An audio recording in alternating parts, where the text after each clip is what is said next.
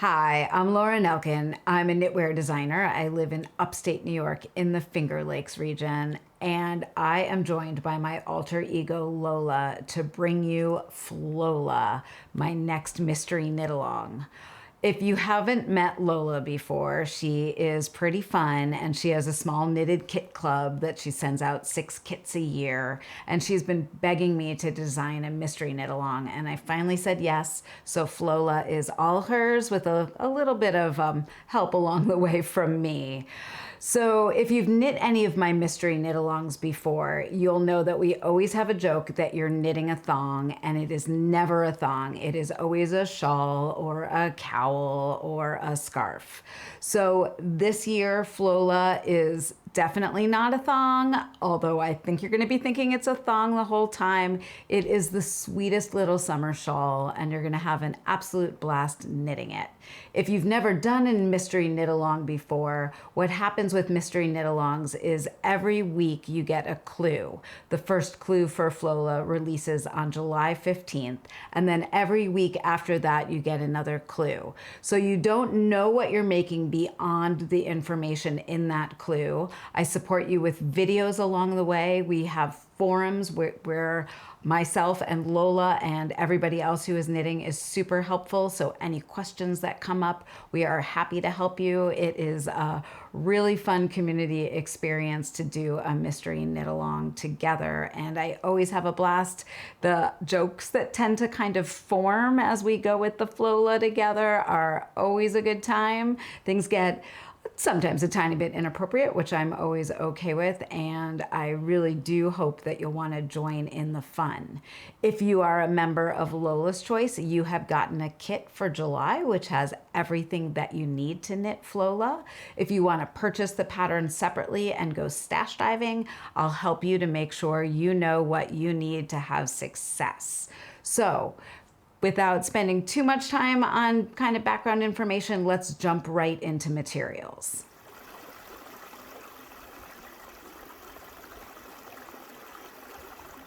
Okay, this is what you're going to need to knit Flowla. First up, you'll need 2 different colors of yarn, and you'll need about 230 yards of each of those 2 colors. One color will be your main color, and one color will be your contrast color, and you'll want to make sure that those 2 colors really do contrast a bit from each other. So if you're in Lola's Choice, you got 2 skeins of Tin Lina. And Tin Lina is a yarn that is made in Norway, and it is a cotton, viscose, and linen blend. It makes an absolutely gorgeous summer fabric, and I think you're gonna have a great time knitting it. Everybody in Lola's Choice got 1 skein that is this kind of lovely, natural, warm beige color. And then you got another skein that is your contrast color. And I think there are 6 different colors that went out for Lola's Choice. So you will have gotten a variety of different colors for your contrast color. Along with that, you also got a stitch saver. And a stitch saver is a hollow silicone cord. If you aren't in Lola's Choice, I do suggest ordering some stitch saver if you don't have it, because I really do use this in an innovative way in the pattern, and there will be ways of using a cable if you don't have any, but if you can find some, I think you'll find it's a tool that once you have it in your knitting toolbox, you won't know how you lived without it. Another thing that is in your kit is beads. So you'll need size 6 beads for working Flowla. I believe I call for about 13 grams of size 6 beads. Size 6 beads have about 12 beads to the gram. I'm just kind of pouring a few out so that you can see them. And then along with those beads, you'll need a tool for placing the beads. The beads in Flowla are placed on your stitches, not pre-strung. So if you got a Lola's Choice kit, you got a piece of super floss for doing that. You can also use a small crochet hook. I sell these in my Etsy shop, or you can use a beetle needle, and a beetle needle is let me just kind of open this up so you can see it. It is a long piece of wire with a crochet hook that's kind of etched right into the end of the beetle needle. So either of those 3 tools you will use for placing the beads. I think I forgot to tell you earlier that Flowla has 4 clues, and your beads are not actually used until clue 4, so you'll have some time before we get to that step of the pattern. Other things that you will need for working with Flowla is you will need a crochet hook, and you will need a circular needle. I used about a 32-inch circular needle that's size 4, but you'll use whatever size needle you need to get gauge, and we'll talk about that a little later in the pattern. You will also need 1 double-pointed needle that is the same size as the circular needle that you use in the pattern. Finally, I'm just looking to see if there's anything else. I think you'll need a few stitch markers. So stitch markers will definitely be helpful at a few points in the pattern. So make sure you have a few of those available and ready to use. So those are kind of the materials that you'll need. Those are all released in the pre-clue with some information behind each one of those items. But what I want to do is go in depth a little bit into choosing yarn, and then I'll talk a bit about choosing beads if you haven't chosen beads before. And then finally, we'll talk about working gauge.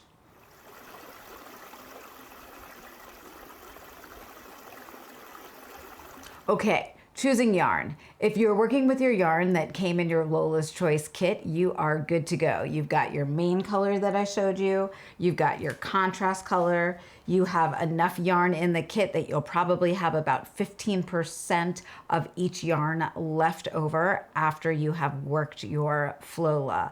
What I love about this yarn is that it has a really nice drape and flow to it. I would just say that when you go to choose a needle type, that you might want to choose a needle that is not metal, like choose a needle that is wood or bamboo, something that has a little bit of grip to it. You might find that if you work with a metal needle, that things get a little bit slippery. So working with bamboo or wood is probably going to be a little bit easier for you. If you are going stash diving, or you get so into knitting Flowla that you are working one from your kit and you want to work another one from your stash yarn, all you want to do is find 2 yarns that contrast in color from each other. I went stash diving and found about like 6 or 7 combinations of yarn that I could use. My stash is pretty extensive right now. I've got 2 yarns here under the camera that I was thinking I could use this Kettle Yarn Bale Singles that is this absolutely gorgeous caramel color for the main color, and then this kind of variegated Townhouse Yarns, it's called Mojito, that I got as the contrast color. I thought that this would also make a really beautiful Flowla. One thing you'll notice as you look at this yarn is you'll see that it is a singles. That is, these are both merino blends that don't have a twist to them. So when they go to block, they're not gonna kind of like spring back on themselves. I think because this is a small summer shawl, that if you use a merino yarn with a really tight twist, like i.e. a yarn that is designed for knitting socks, like a 75% superwash merino, 25% nylon yarn, you're gonna find that your stitches are kind of bounce back on each other over time, and your shawl is going to get smaller. I mean, your thong is going to get smaller. No one wants a thong that's too small. So I really suggest that you use a yarn that is either a single ply, or it doesn't have a tight twist, or it has like some silk or bamboo or some other fiber or linen, something that's gonna give it some kind of like weight and heft that will kind of pull it down and keep your stitches open. I don't know if any of you have ever knit a lace shawl out of a merino wool sock yarn before and kind of watched that shawl spring back on itself over time. You are going to be working a little bit of lace when you get to clue 4 of Flowla, and I think that you'll be disappointed if all of your stitches kind of spring back on themselves. So choose a single ply yarn. Another yarn that I found in my stash that is a single ply is Sokapi from Farmer's Daughter's Fibers. This is left over from Lola. And I was looking for contrast yarns to go with this. This is a Rambouillet with let me see what it is. Yeah, it's 100% Rambouillet. There's 248 yards on here, so that is a great weight. And then I started looking in my stash, and I found some really nice yarns that are single ply. This is a yarn I got in Donegal from Adele McBride, and it picks up kind of that purple color in there of the Sokapi, and this would make a really lovely kind of woolly version of Flowla, maybe something if you were kind of transitioning into fall and you wanted more of a woolly small shawl, you could go for this combo. So that is like another choice for you if you're thinking about different ways that you could work this pattern. So that's ideas about yarn. If I wasn't clear, this is a light fingering weight yarn. That means you want to look for a yarn that has got more like 450 or 500 yards to 100 grams.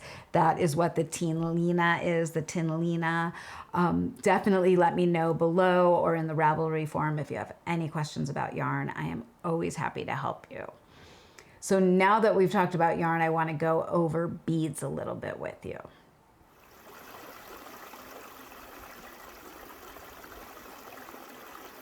Your thong's gonna need beads, so let's talk about those beads. If you got a kit from Lola's Choice, you got about 13 grams of size 6 beads. Those beads are going to be going both on the CC yarn and a few on your MC yarn. So you want to choose a bead that's gonna kind of pop on both of those. But if you know me, I'm not a person who likes a bead that is like really, really contrasty to my yarn. I like a bead that has like a little bit of a lining or a little bit of a rainbow finish, which is an Aurora Borealis finish. So if you look at this bead that I have in my hand right now, this is the bead that a lot of you got with your kit. There were like 3 different beads that went with the kits depending on what your CC was. But what I'm gonna do is just kind of take this yarn right here, and I've got it in my crochet hook, and I'm gonna kind of pop a few beads down on it so you can see what those beads look like right there. And if you put a few beads onto your yarn and then you squint, and this is a really scientific test, the squint test, if you squint at those beads and they completely disappear and you can't see them, that's what's going to happen to the beads on your yarn. But you can see that these beads that I used have a little bit of a metallic finish to them, and then they also have a rainbow finish on top of them.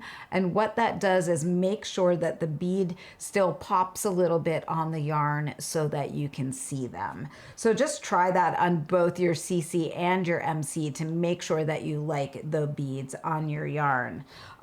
This is kind of a newer thing that I've started doing where I take my yarn and I just kind of pop a bead on there. I thought it would be interesting with these size 6 beads to show you 2 different choices of beads with this other combo to give you an idea of choosing other bead colors. So this first bead that I have right here is a matte finish bead. I think it's called a khaki matte bead with an AB finish. And I'm gonna kind of pick up a strand and put them onto the Bayul yarn. And you can see that you can see those beads. They're a little bit subtle, but you can see them on there. And if you're somebody that isn't very blingy, you might really enjoy using a bead of this color on your yarn. And then if I take those same beads and I put them onto, let me just get one strand there. If I put them onto the variegated yarn, again, you can see that you can see those beads, but they are more subtle. So that might not have enough of a pop for you. But if I go and I grab one of my favorite beads, this is a Matsuno bead. It has a square hole with a silver lining. It's got topaz glass, and then it has a rainbow finish. So this bead, if I put it on to the main color, you can really see that bead. And then if I take that same bead and I put it onto the contrast color, you can also really see that bead on the contrast color. So that's a way that you can kind of like jump around and see if a bead will work without unwinding your yarn. You can see I was just using my little crochet hook, kind of grabbing a strand off the skein and putting them on there. I would not do that at a yarn store without asking first if that's okay to do it to a yarn store's skein. But if you have a skein in stash, certainly that is a great hack for not having to unwind your yarn to look at a bead on the yarn. In terms of buying size 6 beads, because you're placing these beads, you can use any bead you want. For the most part, I work with Japanese seed beads because they're uniform on the inside and outside of the bead. And I will give you a link down below to a blog post that I wrote about how to buy beads for knitting and where to buy beads. I have some pretty extensive resources for stores that I found online that I really like to shop for beads at. I will tell you that in the Ravelry group or in my Facebook group, I love when people post photos of their yarn and their beads as they're thinking about what bead color to use. So always ask if you have questions. And then finally, I should tell you that if you don't want to use beads on your Flowla, that is absolutely fine. You don't need to use beads on there. You'll just work your stitches without beads. And I'll go over that in the Clue 4 video when we get there. So that's what you need to know about beads. Let's just talk about gauge for a second. And then once you know about gauge, you're going to be ready to get all ready for Clue 1 on July 15th.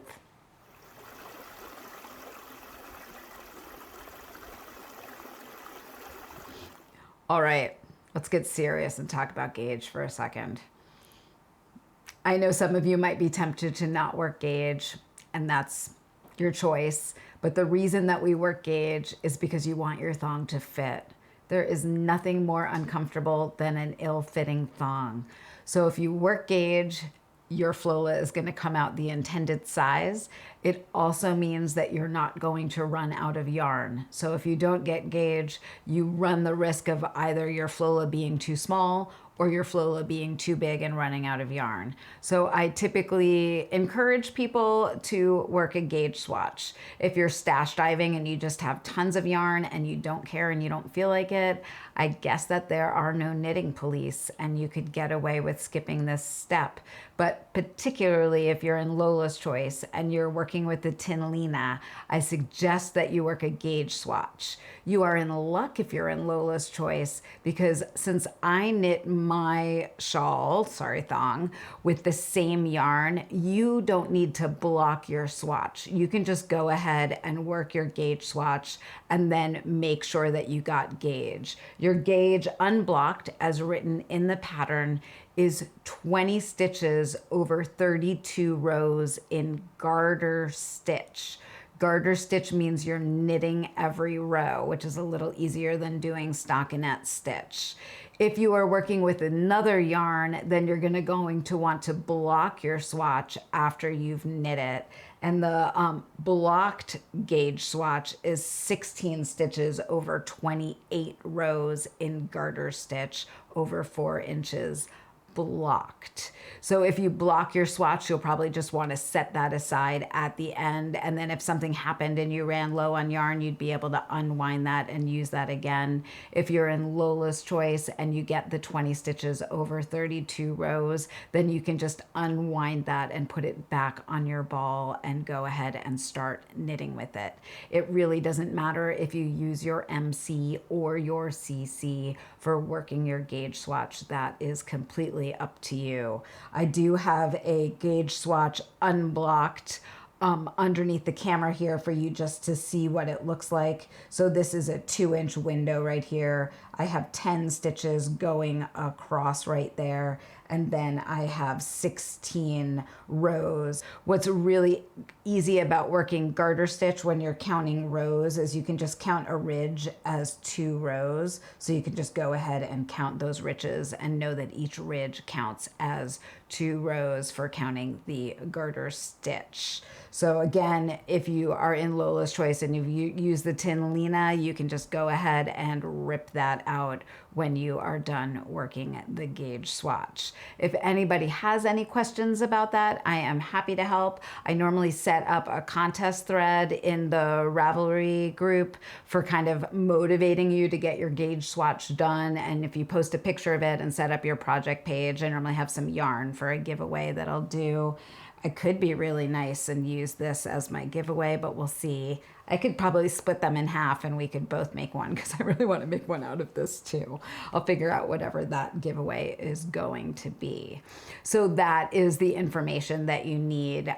The other thing I'll say about working gauge, and this is kind of an in general thing, is whatever needle you use for working your gauge swatch, that is the needle that you should make your shawl on. So if you used a bamboo needle and you got gauge, use that same needle for knitting your shawl.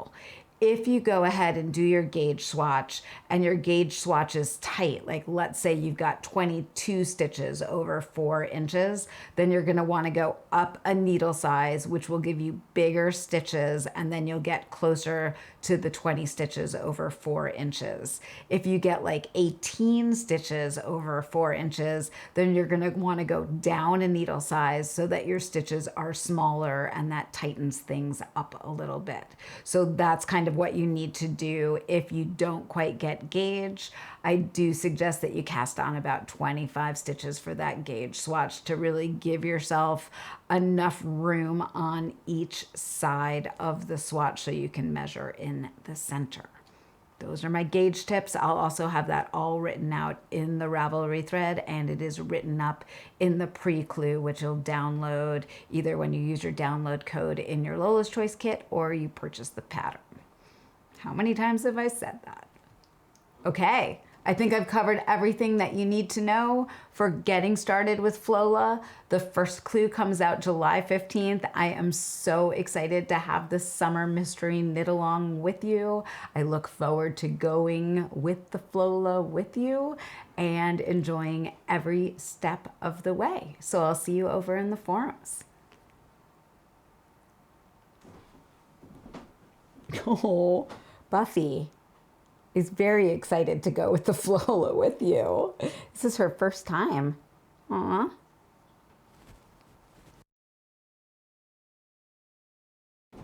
I have hair everywhere.